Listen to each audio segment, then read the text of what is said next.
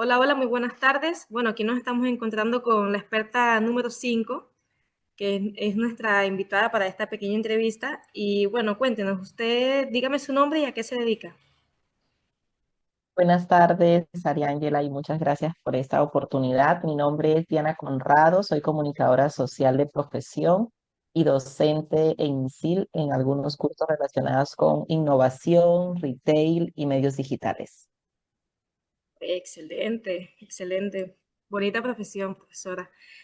Bueno, antes de comenzar, quisiera pedirle una autorización para que su opinión o respuesta que usted nos brinde en esta entrevista sean debatidas por otros expertos de manera anónima. Sí, autorizo. Ya, muy bien, muchas gracias, profesora Diana. Bueno, la primera pregunta sería, ¿qué piensa usted sobre qué modalidad prefieren los alumnos hoy en día, si la presencial o la remota, en en una educación superior? Bueno, yo considero que esta es una pregunta bastante interesante, sin embargo, sin una respuesta única y definitiva, Ariángela, porque esto va a depender mucho del contexto en el cual se desarrolla esta educación superior. Va a depender del país, incluso de la ciudad, del tipo de universidad o de instituto de educación superior y de las características que tenga el estudiante. Sí hay algunas evidencias y tendencias que nos ayudan a hacer un análisis por estudios que se han realizado en los últimos años, sobre todo durante y después de la época de pandemia, pero decir esta modalidad es la preferida con respecto a esta, todavía no podemos resumirlo de ese modo. Lo que sí podemos es citar algunos estudios que se han hecho, como por ejemplo, que más o menos entre el 2023 y el 2024, eso que antes se consideraba como un 50% de modalidad virtual, que era la preferida de los estudiantes, cayó en un aproximadamente 29%, según un estudio que se cita en gestión, que justo lo estuve leyendo hace poco. Entonces, algunos estudiantes siguen prefiriendo, por supuesto, la modalidad virtual por el tema del desplazamiento, del ahorro de tiempo, etcétera. Sin embargo, la modalidad presencial sigue siendo, a mi parecer, una gran oportunidad para el aprendizaje, sobre todo para esos cursos que requieren mayor práctica, interacción o actividades que sean colaborativas. Perfecto, profesora, pero hay carreras, por ejemplo, que también son bastante teóricas. Esto, esto no afecta que sea de modalidad virtual, ¿o sí? Así es. Precisamente para ese tipo de carreras, yo creo que hay una buena combinación entre eso que le llamamos ahora totalmente virtual o incluso podríamos optar, si la carrera lo permite, por lo que ahora conocemos como las clases híbridas. Entonces, yo creo que la tendencia va a seguir siendo esta en el futuro, a optar por esa combinación, pero como tú dices, esos cursos que son casi en un 100% teóricos, podríamos darle una prioridad a que sean llevados a cabo de modo online. Ya, perfecto, profe. Lo que me venía comentando que prefieren presencial o virtual, que dependiendo también del país, de la zona de las horas, ¿usted considera que en otros países sea más llamativo la educación virtual que aquí en Perú? Por supuesto, en algunos países donde hay mayor acceso, comenzamos con algo bien básico, el Internet. Y no Ah, solo bueno, eso tener sí. acceso al Internet, sino la calidad de Internet que tenemos en algunos países de nuestra región, y cuando hablo región me refiero a, a Latinoamérica. Y segundo, los dispositivos.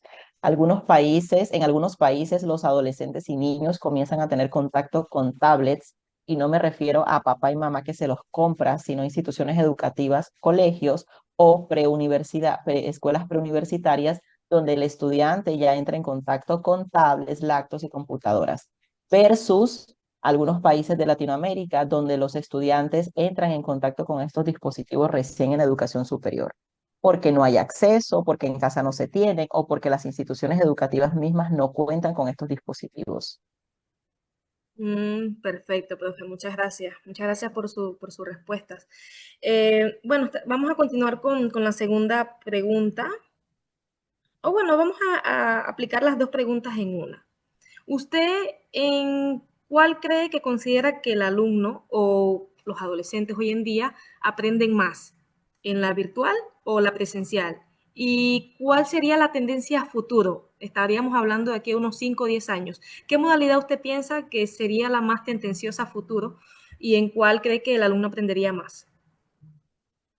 Para mí, la tendencia va a ser a mantenerlo híbrido. Yo creo que difícilmente vamos a regresar a a la modalidad totalmente presencial y también considero que difícilmente la modalidad presencial va a desaparecer y nos vamos a ir todos a online.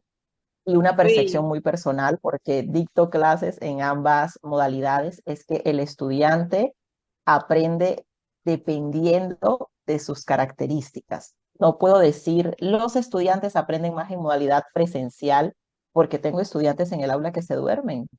Entonces, el estudiante que está dormido en el aula no está aprendiendo. ¿De qué me sirve, Ariángela, tenerlo en ahí frente a frente si el estudiante está dormido?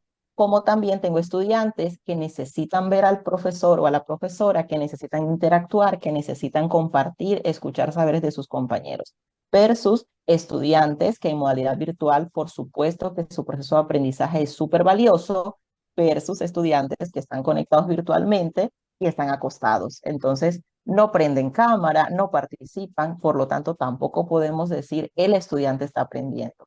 Depende mucho de las características que tenemos cada uno como personas. Algunos somos muy visuales y necesitamos la pizarra, necesitamos tomar notas y otros somos muy auditivos y por más que no esté viendo al docente, incluso podría escucharme un podcast o podría escuchar todo un curso grabado que aprendo. Todos aprendemos de modo distinto.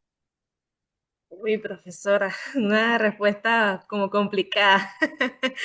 Bueno, mire, como le había, como le había comentado, bueno, esto es una entrevista con el método Delphi que estamos utilizando.